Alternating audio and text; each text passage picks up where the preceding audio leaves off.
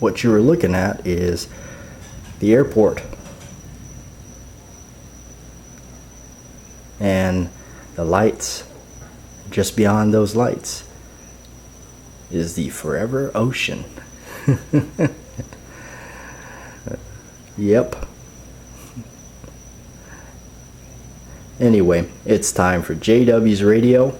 I hope you're ready. And it is Memorial Day weekend. It's what a better enough time to be proud to be an American. Hey, what's up everybody? Thanks for tuning in to JW's Radio. It is that time again. And man, time just flies. I can't believe it. We're here doing this again.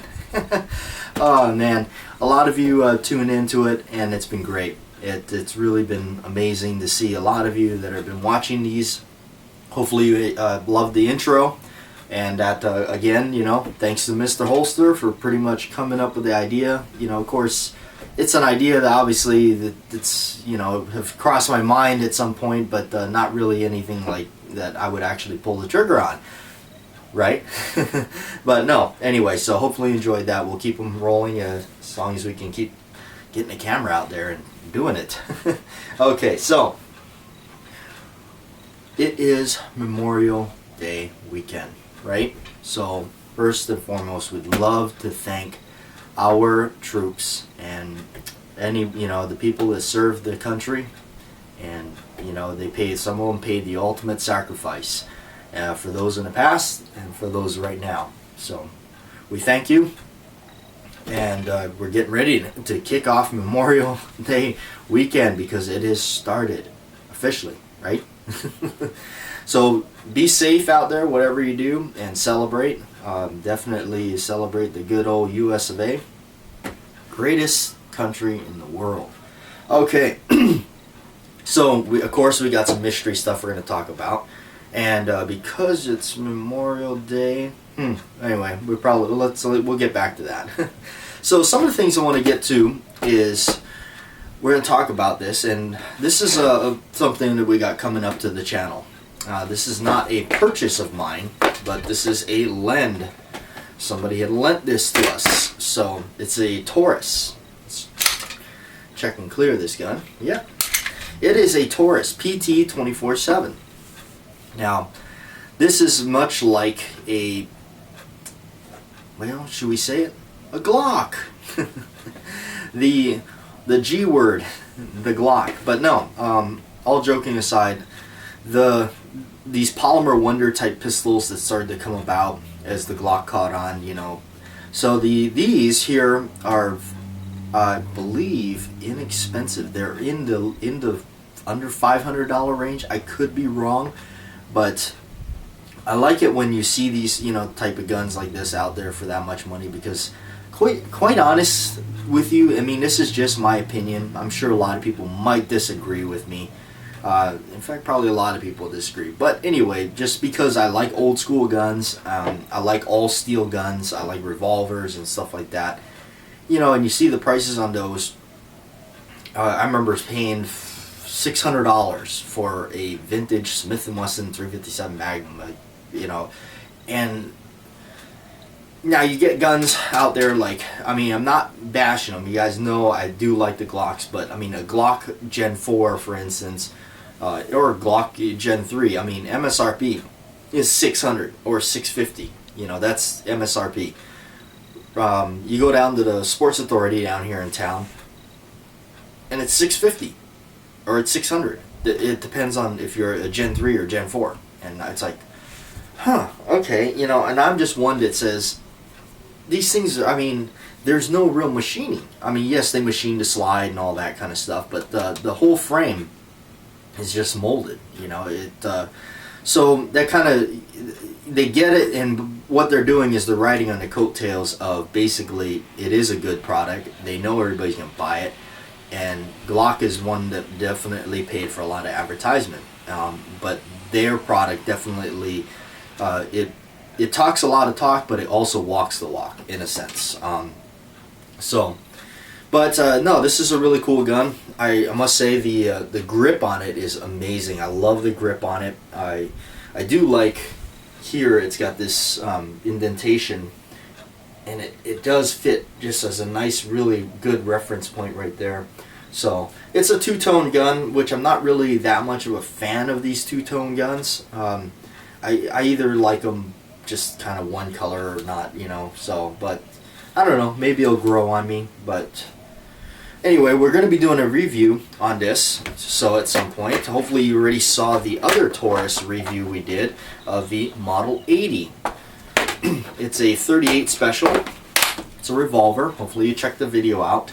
And it's really neat because that thing is like an exact copy of a Model 10. Alright, so Smith & Wesson. So anyway, the question that comes up, it does come up quite often, is, Bat Jack, man, you must have a ton of guns. Well, at one time I did, and not so much now. But I've been very fortunate here on the channel to have a lot of friends and people that basically lend me stuff to do a review. Like this one here. And this one belongs to a really good friend of mine. You have actually seen him on the channel. And no, he's not the big 6'3" guy with the beard.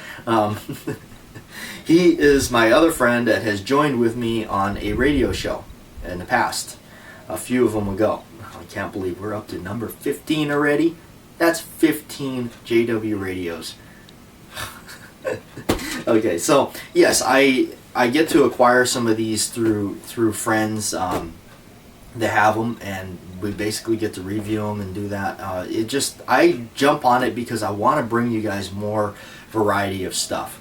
I mainly just collected guns and collected a lot of old school guns, and I know some of you, I know a lot of you love those guns, and at the same time I also want to show some up-to-date stuff, modern stuff. Not to say that anything's wrong with the old school stuff, as you guys know I love that, but just a variety, bring different stuff. It's like, why did I do some of the stuff with Through Night?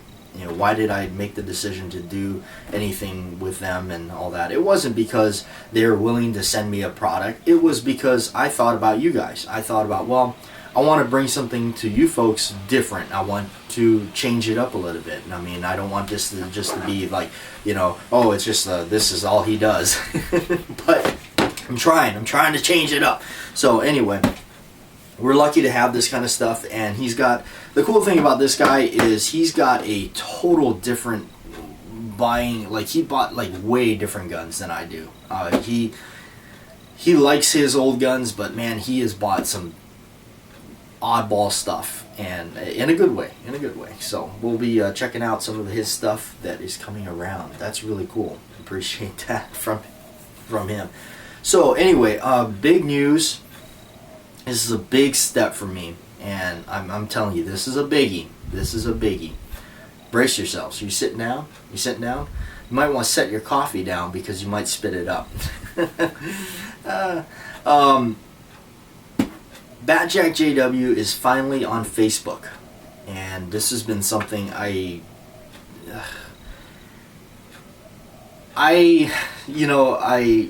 my whole take on this kind of stuff, Facebook and all that. I used to have a MySpace back when that first came out, and that was because I was playing a lot of music, and it was just it was kind of a hip thing to do, and I didn't even set mine up. A friend of mine's girlfriend set it up for me. She went in there and she did her magic and made it look cool, made me look cool, I guess you could say. But no, I'm on Facebook, and it was really I believe it or not, I actually attempted at one point. I had the Facebook page going, but then I could not figure it out. And I know, go ahead and laugh at me. Stephen Bush said, man, old ladies can figure that out.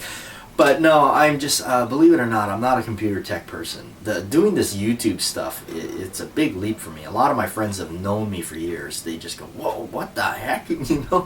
So, but no, I'm on Facebook. I believe you can just search for Bat Jack JW, my name, and you should be able to pop up.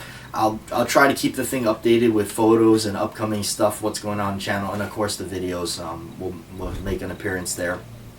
But please bear with me. I'm not I got to get better at it. I got to get better at doing stuff. So if you guys are on Facebook, Follow me there, I guess. That's the term they use, if you want to. Anyway, or you can just stay tuned into the Bad Jack JW main channel here on YouTube. So, yes, that's a big climb for me. Alright, so, on the other note, I know it's probably killing you what's under here, right? So, being it's Memorial Day, let's get started with it. And we have a few... And I know, yes, last week we did some stuff on the 1911. And so again, yes, we're going back and bringing out the 1911. But in this sense, we are talking about a couple of 1911s that have definitely served this country. So this here is a Colt. This is a original Colt 1911, and this is a model 1918, I think it was. Back when I first got it, I did look it up. I believe that's what it was. This is an original World War I issued Colt 1911. You know, this is definitely as pretty basic as it gets, and it's right here. You know, now you can see here you're gonna get hammer bite and everything from this gun because they really did not have much beaver tail. This thing just would snap at your hand. It says U.S. Army on the side, and the property stamp is barely there, but it's still kind of there because it is very worn out. You know, I know the collector value with these things. You know, they really want the stamps there. This one, the stamps are very worn. They're pretty much disappearing, and it's in really rough shape, very rough shape. This thing is pretty much got very little finish left on it, but it's cool. The only reason I hung on to it is really it's a piece of history. It's a good example to use and show people, even with my job and everything, as really what an original configuration 1911 looked like. There was a lot of changes that was made to this gun, subtle changes that a lot of people didn't even realize to this model, to the A1 model. And it's funny when I meet people that say, "Oh yeah, well I got an original configuration 1911." A friend of mine, not a friend anymore, but he had this. It was I think it was a Cimarron. It was called the Wild Bunch 1911, and he said, "Yeah, that's an original configuration 1911." And I said, "Well, technically no." I said, because back then they didn't put 3-dot sights on their thing. They didn't scallop the frame. They didn't have much beaver tail, and there was a very wide spur hammer on the back that would pinch you very much, and the mainspring housing was flat and smooth with a lanyard loop. And they put the walnut style grips on there because of it's worth all this money. I bought it because it was cool. You know, this was a great chunk of history right here. This is a great example of history. American history, my favorite.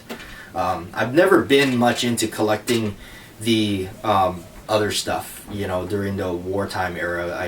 I've seen a lot of it working in the gun shop area. You know, I've seen a lot of Lugers and that kind of thing. I just, it's never really had an interest to me. I did not want any, you know, these Nazi memorabilia is just not my thing, you know. So, especially with it being responsible for murdering all those innocent people. Now this one here is a World War II. This is an A1. Now that you can see there's quite a lot of differences. They started to Parkerize these things. It's almost actually like a green looking gun. It's interesting, very interesting. They arched the mainspring housing. They put black, or they almost look black, brown Bakelite type grips on there, and they added more beaver tail so you don't get the hammer bite. This one's got a fairly, it's still a webbed hammer. Shortened the trigger, put the scallopings on the frame. You know, they opened up the rear sight just a little bit so the notch is a little bit better, and they thickened up the front sight. So the sights on here are a little bit better than the old original. Okay, and so some of the things that they changed around with these things is the roll marks. The roll marks are a little bit different. So the United States property stamp is now over here on this side of the frame. Okay, and it let's see, it says United States property, and then on over it says M1911A1 U.S. Army. So they changed some things around. last week we did a thing where we said, hey, to name some of the makers of these things back then, on the description. And that was really neat to see quite a few of you guys actually listed them all, and that's really neat. And the holy grail of these 1911s are the Singer Sewing Machine Company. Singer, the supposed story, and it's like kind of what I read in the 1911 guidebook by Patrick Sweeney. Apparently what happened was Singer was given orders to make 1911s. They made 500 of them is what the government required for inspection. They inspected them, and Singer had made them with such precision that they said, don't make any more of these here. We're going to need you to make, probably like other things, sights or whatnot. Who knows? Something would probably involve a little bit more precision. So those 500, that's it. And now I heard, and again, this is probably just, I don't know. There's no real, hard truth or merit to it. But the supposed story is what I heard is during when Clinton's reign of terror, Bill Clinton, when they had people turning in guns, I heard somebody turn in one and had it destroyed. And, when I hear stuff like destroying guns, turning in guns, cutting up guns, that is just disgusting, And furthermore, that's even more disgusting is cutting up and destroying your own history to your own country. That to me just is just like, I don't know, it makes me want to puke. It's very much like people that are offended by the American flag. It's like, you know what? If you're offended by the flag of your country that allows you to say those such things, that allows you to roam free and do what you do in the middle of the day and the end of the day and go home and lay your head down in your pillow in your bed and in peace and not have to worry about being, lynched and quartered and whatever and stoned to death and whatever, you know what? Get out. Go to your other foreign, third world countries. Go do that. I've seen some horrific videos of things they do to each other over there. It's barbaric. Okay, so again, being at Memorial Day, God bless America, baby. Just so off that. The last gun on here. Now, this is not an official issue gun, but it's a copy of one. This is the Beretta. The Beretta 9mm, okay, they replaced the 1911. The poor 1911 was replaced in 1985 with the Beretta. The Beretta, the military configured it and used it and called it the M9. So this is the M9 configuration that I guess it's like an anniversary or reproduction of the military one. It's got unique serial numbers, all that kind of stuff. The only reason I bought this one really was because it was cheaper than the 92 FS, but it basically is the 92 FS. I think the dust cover is different in the angle here from what I've seen or heard or read or whatnot. So great pistol, I love it. Out of the box, it shoots dead on, right where it's supposed to. That's amazing to me. It really is. I ran it and shot it a lot. Okay. Yeah, it's a great pistol, and really what makes me really like it is because I'm a big fan of the movie Die Hard, at least the first three, and Lethal Weapon. I'm a big fan of Lethal Weapon, and of course, who carries that? Mel Gibson. I'm not a fan of the director because he's anti-gun and he likes to stick little anti-gun stickers and posters in his videos or his movies he makes, and so, yeah. But he sure likes collecting the money he makes off of all his gun violent movies. But anyway, but yeah, that's I've always liked it. What does Danny Glover say? He says he goes 9mm Beretta, 15 rounds in a magazine. Of course, in this they 10. Wide ejection port, no feed jams. Something like, he's like, what are you carrying under there, Coach? He's like, 4-inch Smith. And he's like, oh, wheel gun. How a lot of old timers carry those. So, fun stuff. Anyway, before we, get carried away talking about some stuff here and there and all that kind of thing, of course, it was really neat. The grips I did sell. The grips I sold to the gentleman in Arizona. He really liked them. It was really cool to read a message from him. If you are watching this, sir, it meant a lot because for me, it was like coming full circle. For something I started to do because I received no help on my end from somebody that should have helped me, I think. A company that, it's like, hey, I spent the $700 and something for your item. You would think you would help me out with some of your plastic grips. But, on that note, it's like for me, making them, I originally started doing it for myself, really just to try to, I don't know, I'm just a creative person, you could say. I'm a thinker. I like to just like whittle around with something and go, how can we make this work? How do we, manipulate this thing? And it's a friend of mine told me, and he said that he's one of those guys that, it's whatever your symbol is, I guess you could say, your zodiac symbol or something like that. I'm a Scorpio. And he goes, you know what they say about Scorpios? And I said, oh, what is that? He says, we're very creative, we create things. I'm like, I don't know where, whatever. But I thought about that. And I thought about it, and I said, in the past, I was into music.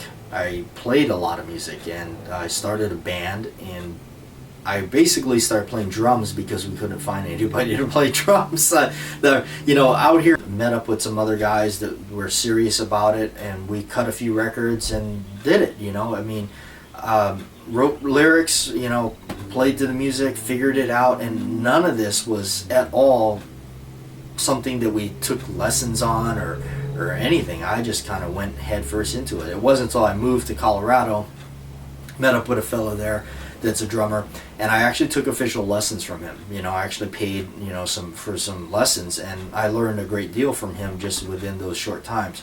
For me, playing is still an off and on thing. I mostly, it's shelved. I definitely don't do it in music anymore, like actually with a band and everything, because coming from that is like, it's nowhere near as glamorous as it sounds.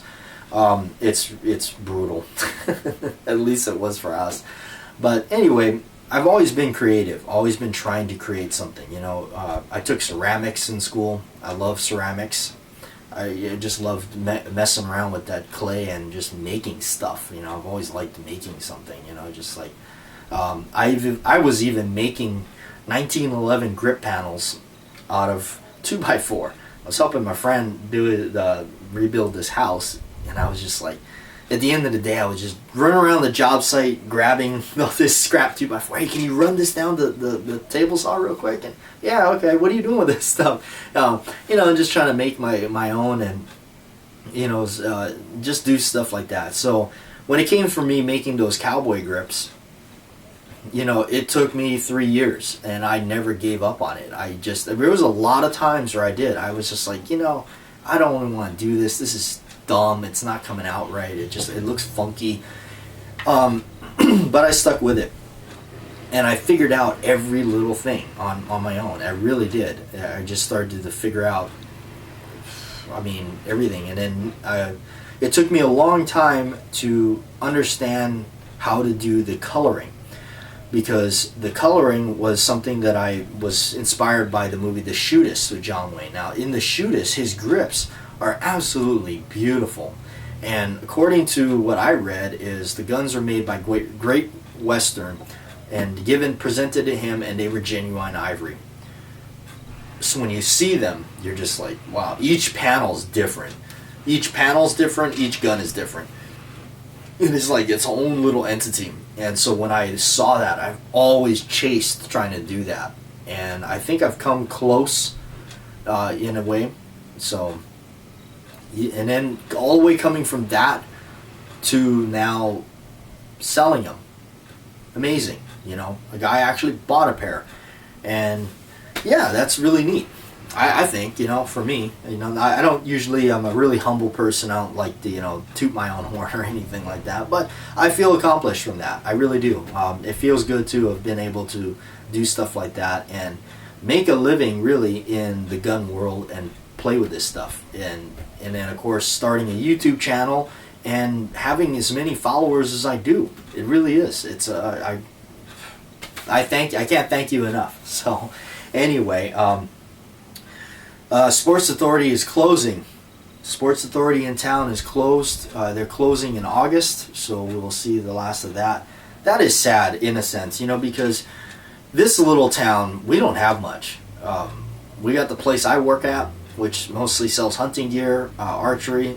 We do gun transfers. We sell some ammunition. We're one of the few places out here, little shop companies, I guess, that will actually consider a trade-in for consignment as far as a gun, and after inspection and everything like that. So and then you got the other gun shop. He's down there, and he's one of the last guys standing. That's it. Well, down south there's another one. It's probably the oldest gun shop, but then that's it in this town. Now, if you want to go see more, you got to go travel to the other side of the island, and they got more, a few more. I think there's a little fishing store that in the back has an entire gun section. There's another little, it's a strange place, but it's an iconic place. It's like you walk in there, it looks like a general store. You take I think it's a right. Yeah, you take a right, and there's like a whole outdoorsman kind of warehouse looking thing that they got set up in there, and they cram so much stuff in such a little amount of space. It's amazing. So, and then you got a good gun shop out there. There used to be an indoor gun range. They closed down, I believe. Everything out here closes down, man. I tell you, so let's wrap it up and let's close it up, the JW's radio, before it turns into an hour-long video. But some of you, I think, don't mind the longer videos. But anyway, as promised, if you made it this far, guess what? You get a reward, because now you get a chance for the giveaway. We're doing a giveaway right here. How about that? And what are we giving away? This is a cool DVD. I've watched it. And it's really neat. It's a History Channel DVD on the guns of Smith & Wesson. And if you're into Smith & Wessons, mostly revolvers they talk about, this thing goes from the old hand ejectors right down to Dirty Harry. And it's really neat. And it's just single disc. I guess there's no paperwork in it, but it's a Bat Jack special. But no, it's a really interesting DVD. Talks a lot about stuff. Even talks about Jerry Michalak, and really cool is it shows his shooting the world record and all that. So anyway, here's how you enter. And I know for those of you that our very first giveaway we did was a VR only, and a lot of you guys felt left out because some of you don't make videos, and so I want to make sure that we do this so that you can enter, and I know the majority of you guys actually watch these radio shows. So you have to just leave a comment below, and that's how you get entered, okay?